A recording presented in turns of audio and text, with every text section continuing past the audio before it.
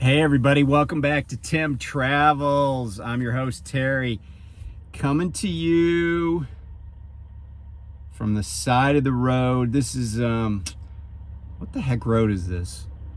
I don't even know. Maybe it's like 58 Alt, but I don't know. It's just the road like right behind me, like behind those trees. Well, actually, probably about a mile down the road. Is where we pick up the sawdust, at least on the dedicated part of the account that I'm on. So I was running low on hours, and my 14-hour clock started kicking in, and you know, this, I'm about like 60 miles from I-81 out in the flipping sticks, and in Wise County, Virginia. And I said to myself, well, you know, because I try to run at least 500 miles a day. So I was like, man, maybe I should just stop at the last truck stop, which just happens to be a Love's. That's like 10 miles before my exit. But, you know, then I'll only be at like 400 and change. But I could have easily got a parking spot because I came through there at like, I don't know, like 2:45 or something. So I'm like, no, it's dry out. So the drive from the interstate up to the mountain where we pick up wasn't bad. I mean, it's still curvy and hilly, so you got to take it easy if you're driving basically anything. But it's dry.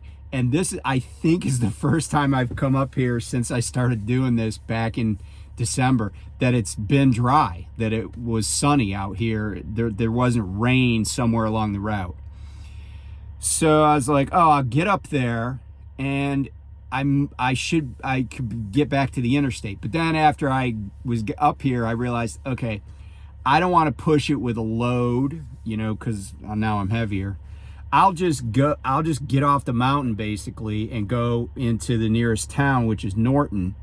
And, you know, I'll just park at the Hardee's parking lot. They won't care because I'll get there around 4-ish. I'll be out of there by 2. AM. So then this happened.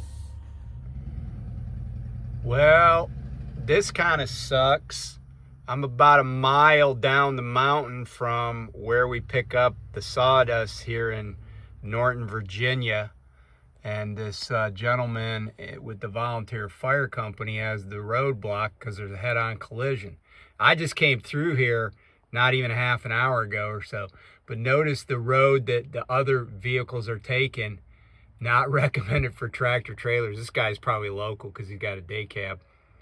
But I know from talking to some local drivers that Route 790 there, I guess he said 4 different TMC trucks took that route because that's what their GPS said. Sorry about my finger. And yeah, they all had issues. So I might be camping here tonight because I only got an hour and 16 minutes on my clock, and that's actually my 14-hour clock. So I might be out of luck. Because I was actually just trying to get up the road to a Hardee's. Like, maybe it's 5 miles. I was like, oh, I know I can park in their parking lot, and then I'd have a toilet I could use. But hey, there's lots of trees, so there you go. Being a Boy Scout. So I'm actually lucky because there's this little cutout here, and it's big enough to hold my truck and get me off the road, and I'll leave my parking lights on, so I'll still be safe if I gotta stay here tonight.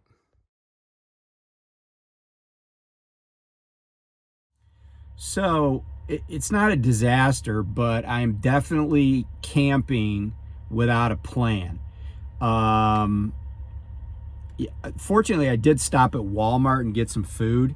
And, you know, there's a head-on collision up the road. I think I said that already, but, you know, so I'm grateful I'm not in that because I just had come through here. But I'm gonna run out of time because now, update, I got 44 minutes left. But and yeah, so I'm just not you know, I should have just listened to my instinct and said, hey, you know, 400 and whatever miles is fine today. Because what did I get? So, you know, I did 548.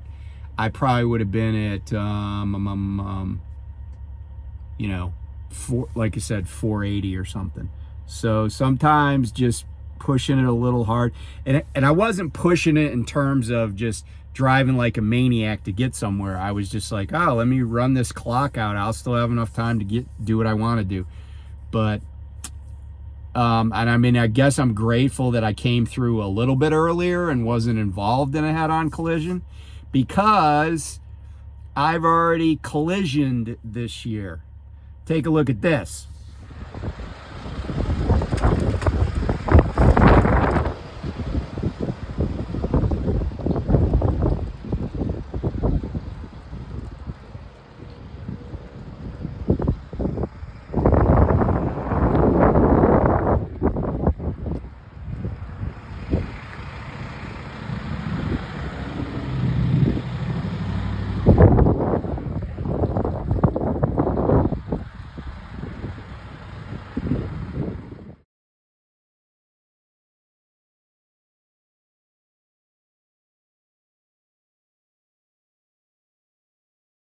Yeah, so that happened on I-81 at around mile marker 121, I-81 southbound. So if you're familiar with 81, you come out of Roanoke and you go out of Roanoke, you know, past Salem, and then you start this series at exit 123, which, by the way, they're building a new Love's there. They already have the sign up. I haven't, you know, I don't know when it's going to open, but that'll be nice. But exit 123, they add a lane and you start going up hills and you climb. Basically, the third one, the crest of the third one, gets you up to exit 118, which is the Christiansburg exit. And then there's also, it's like a 3-part exit. And the first one is Christiansburg proper, and the second one is the exit to go out to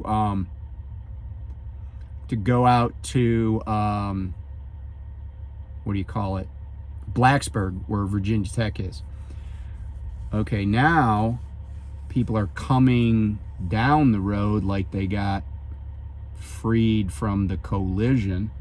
I got 41 minutes left. I might, if I can go up that road, I might just book it and I can still get to a place that I really want to be, the Hardee's. Oh, the dude is taking up the triangles. Here, the guy's taking up the triangles. So I think I can get out of here. I'll be back. Well, that's good news. I had 40 minutes left on my clock, and dude opened up the road. He said it was a head-on collision, and I could see that because this road's really windy and stuff. But it looked like I saw no wrecked vehicles or anything, and you know, there's no like police tape or lines on the road. So I think it was probably, if you can call a head-on collision a minor collision. Yeah, it was probably minor, because I did see like a mark, like a skid mark, like right in the mud next to a guardrail. Like somebody was like in their lane and they were like, oh, this dude's way over the line, and they moved over to the right and maybe still got hit. Anyway, so it's all good. I got to Hardee's here in Norton, Virginia. I just went inside, talked to the manager, and he's cool. I'll say his name. His name's Devin. And I said, hey man, I am out of hours. Is it okay if I park? You know, and he came out and saw where I was parked, and I said, I will be out of here by 3 a.m. He's like, oh, okay, cool, because then, you know, because we open at 5 or whatever. So I won't be blocking if they have a truck that comes to deliver food in the middle of the night. I won't be blocking anybody, and yeah, so it's all good. So getting back to that accident, and if I'm able to tailor the video clip, I don't want to show the man that well, let me back up. But I'm not going to show the person who was driving, and I'll tell you why in a minute. So getting back to where I was, right? I was on I-81 and coming south of exit 123, it goes to 3 lanes, and then you climb 3 really steep, increasingly high, I think, ridges or mountains or whatever they are. And then it kind of culminates at exit 118 when you get to the Christiansburg/Blacksburg exits. So we were going up, I believe it was the second hill. I'm quite sure of that because I drove back through there during the daylight today. And it was pretty early on New Year's Day morning. And it was dark when I was going up that road. And so normally when I'm headed south, I'm empty. I got one of these trailers, but it's empty. So I can run pretty fast. I mean, I can only run 65, but I can run basically 64, 65 up those mountains or up those ridges. So typically what I do is I stay in the center lane, because then I don't have to like hope that some clown that doesn't notice my blinker on and doesn't notice the truck that I'm coming up behind that's only going 27 miles an hour. I don't have to ask to move over. And I don't really care if cars pass me on the right-hand side. That's their problem, right? It's not mine. And so, then by staying in that center lane, I'm pretty much guaranteed that because at 64, 63, 64, 65 miles an hour, I'm flying up on trucks if I'm in that right-hand lane. I'm going, in some cases like 30, 40 miles an hour faster than they are. So I'm going to fly up on them, and I don't want to do that. But I also don't want to have to slow way down and then try to go around them, because then it takes forever to get back up to speed, even when I'm empty. So I stay in the middle lane. But sometimes if I'm out there and there's very little traffic, I will move in the right lane when I can see, when I can see like a mile up the road that there's no trucks in the right-hand lane. And that's what happened on Wednesday morning. So I was following a CRV when we started out by exit 23. I was following a CRV in the middle lane. They were probably going the posted speed limit, which is 65, because I wasn't catching them, but I wasn't losing them either. I was staying about the same distance behind as when we started. So we start going up, but we did encounter a truck going slow in the right-hand lane. I passed them. I'm in the center lane. I think maybe 1 or 2 vehicles went up the left lane. So I passed that truck, but then I crest the first hill, and I can see all the way to the crest of the next hill. And I'm like, oh, I see no trucks at all. So what I know is that if I get in the right lane, then I'm not going to have any trucks in front of me, because by the time I go down and back up, and then we start to climb the last one where they add a 4th lane, coming up to that Christiansburg exit 118, I'm pretty confident that I'm not going to come up behind anybody, because I don't see anybody a mile ahead of me. So we're going up the middle lane. I get to that crest. I move over into the right-hand lane, because then I can just stay in that lane. That lane does not end, because they add a total of 2 lanes after exit 123, but then those 2 left lanes go away and you're back down to 2 as you get past 118. So I notice, so I get in the right-hand lane. I notice that eventually the CRV that's in the middle lane starts to catch up to a vehicle that I can tell is a minivan. And so there's a guy that's kind of pacing me. He's going a little bit faster, and I know he's in the left lane. So the CRV person does not try to change lanes. They don't try to get in front of the guy in the left lane. They don't try to get in front of me. They just slow. So I'm like, okay, that's cool. They're acting rationally. They're not, because there's not a lot of vehicles on the road. They're just, working their magic. So I come up on the right-hand side of the CRV and I pass them. I just got the cruise on. I pass them. They know I'm there. They knew I was there because I was behind them.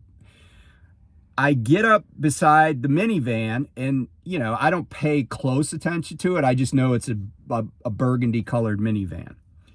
I go by the minivan and then within a second or so, I feel a bump. Now, or like a shake. But I will say that on Wednesday morning, the wind was blowing really hard. And while these trailers don't have quite as much sail area as, say, like a 53-foot reefer, because these are 48s and they're not as tall, they have these ridges on the side that you can see, and that catches air. And so, I was kind of getting buffeted around the whole trip down the Shenandoah, and then by this point, we're into the New River Valley, or starting to be in the New River Valley. Yeah. Or maybe it's the Roanoke River Valley at that point.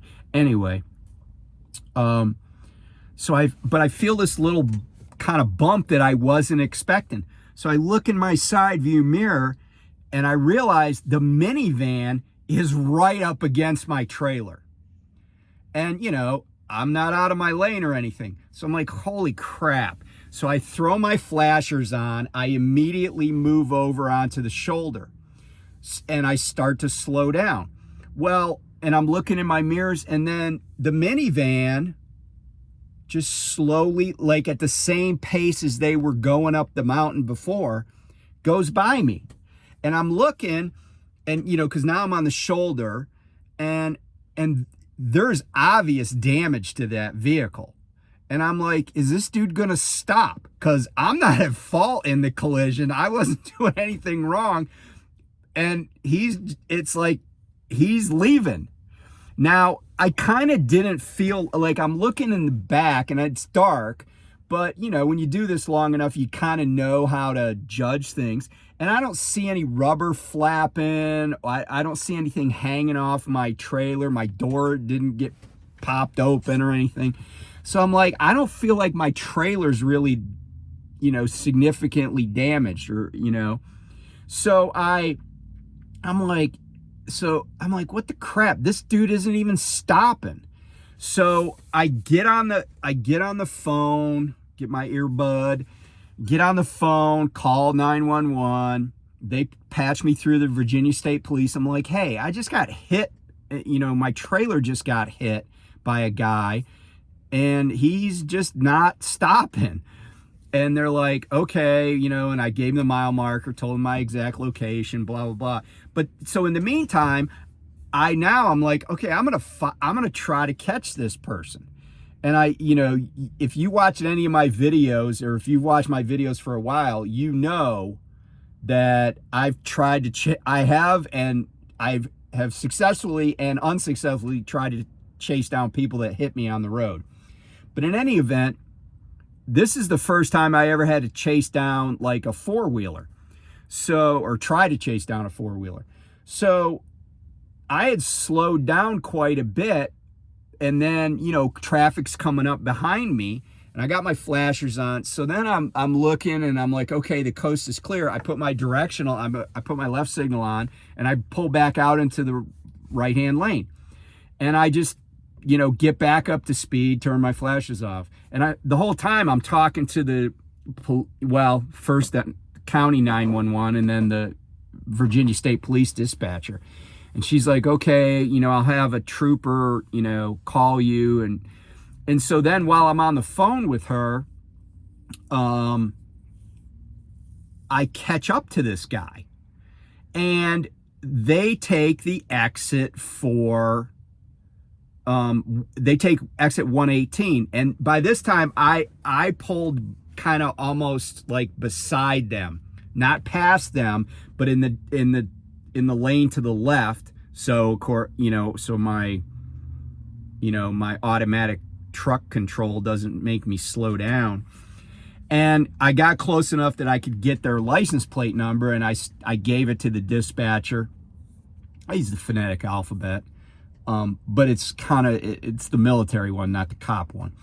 But anyway, I give her, and then I see that they're still not pulling over. They're just going down the exit. So I'm like, are they just like trying to book it and go home? But they're not moving like super fast. They're just, putzing along, because at 65 miles an hour, I caught up to them.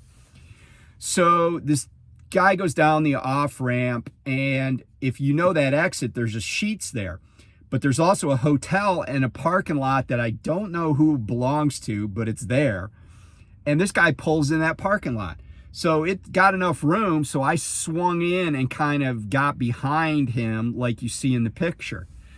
And the reason I'm not showing the whole video, because what happened is I started filming in the truck. Like by then I was talking to a trooper who was out on the road, and this is, par for the course on 81. He was working another accident, and he said, hey, he goes, I can't come to where you are right now. I got this accident. I'm waiting for a record. Then I got to go interview somebody at the hospital. He goes, I said, I don't think my vehicle's damaged. I said, he said, look, just he gave me his email address, his phone number. He said, just exchange information and, email it to me. I said, okay. So I get off the phone and I hit the record button, and I get out, and, I come around the front of my truck, and I'm like, and this guy gets out of the minivan, out of the driver's side. And I'm like, hey, you hit me. And he's like, yeah, I'm really sorry about that. And I said, why didn't you stop? He goes, oh, there wasn't anywhere to pull off. I'm like, bullshit. I pulled off, right? And honestly, I understand why he might have been a little bit scared to stop on the side of the road, and talk to a stranger. And but the sun was about to come up. But be that as it may, I feel like at least he could have pulled over, and we could have said, hey, let's get off the road and go up here and, do that kind of thing, which I do think is a good idea.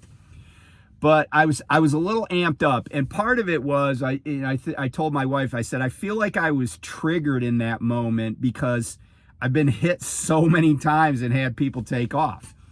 And I'm just a person that if I do something wrong, I'm going to just deal with it, And so it bothers me that,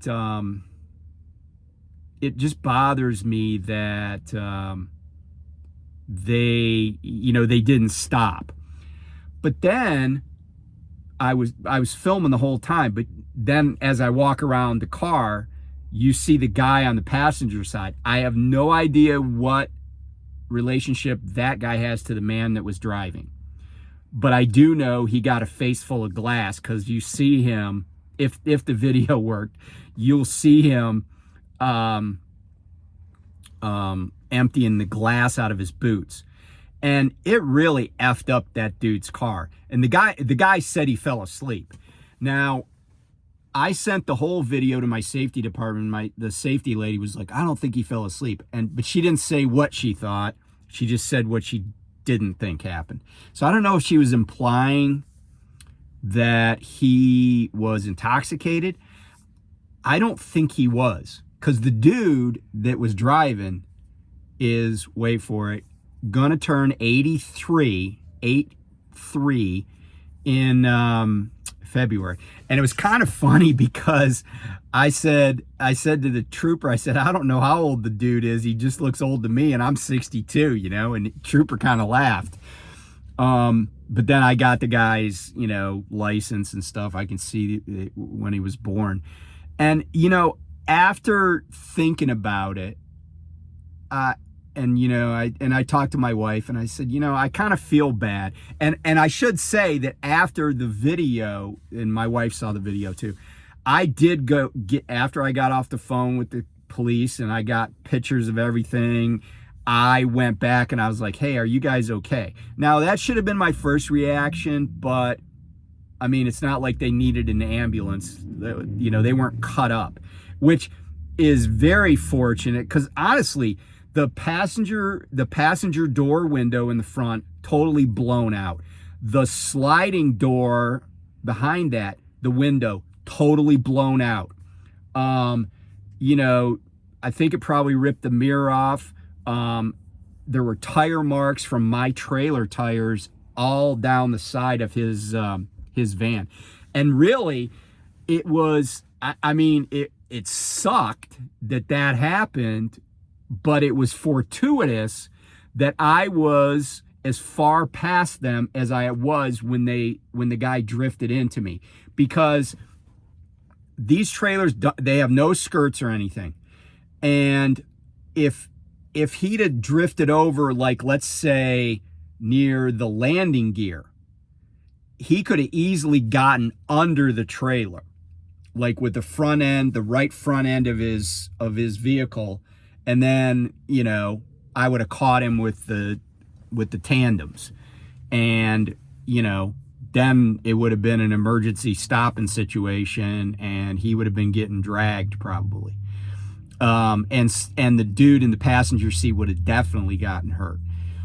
Because these trailers, you don't want to hit any semi-trailer, but these are aluminum, but they're really strong. Like, they have all those vertical, like, extruded beams, or stanchions, or whatever you want to call them, on the outside. So it's not like it's a smooth surface like with a van or even with a reefer.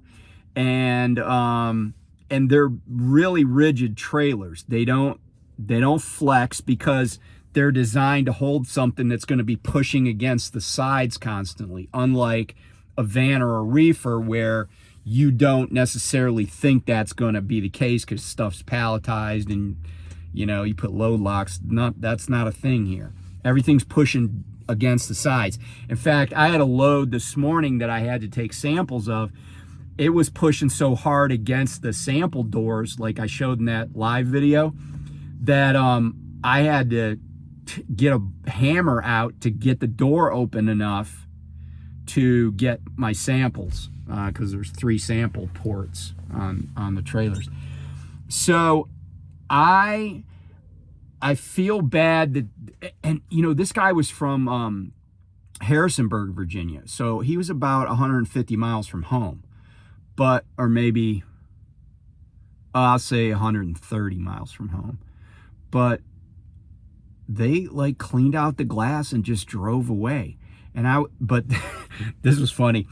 The dude that was a passenger, he did the driving when they left. But the crazy thing was, it was like 40 degrees and really windy. And I was like, that is going to be like riding in the back of a pickup truck, because he said they were going back to Harrisonburg, but they were going somewhere, because the guy had a ton of clothes in the back of the car. Like, how this is old school, but this guy's 82 years old, right? People used to hang like a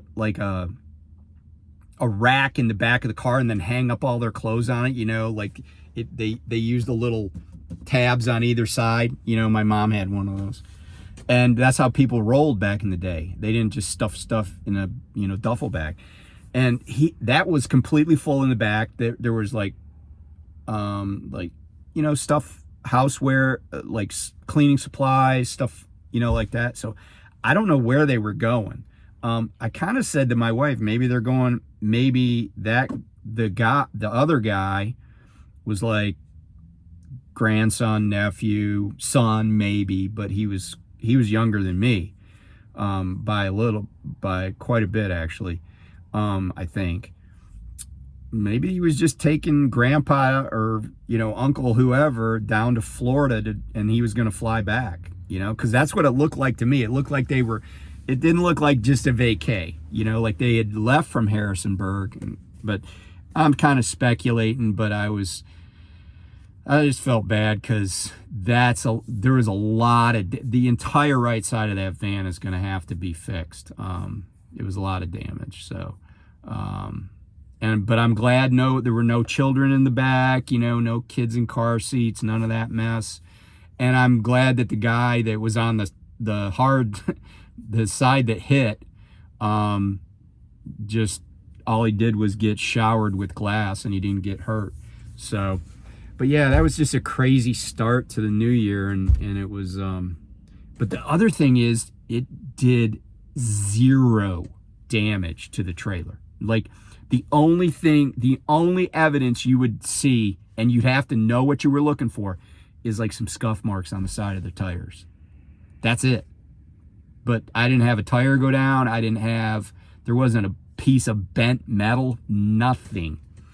So if you're driving around one of these trailers, I mean, you don't want to hit any truck trailer, but these things, and the trailer I had and the trailer I got on my back right now are both Mack, M-A-K brand. Yeah, you don't want to get into one of these. They're really, really sturdy, and they got some sharp edges, because the edge that I think tore up his car and maybe even punctured the windows is this little like edge that sticks out where the tandems are, like I guess for road spray or something. So anyway, a weird and exciting first 2 days of the year. So now I'm up to 553 miles, and yeah, I'll get out of here about 3 o'clock in the morning. And I appreciate the manager here at Hardee's. So be safe, do your best. And by the way, I was going to talk about some other stuff, like New Year's stuff, like resolutions, goals. I will talk about that, but I'll just have to do a different video. Talk to you soon. Bye.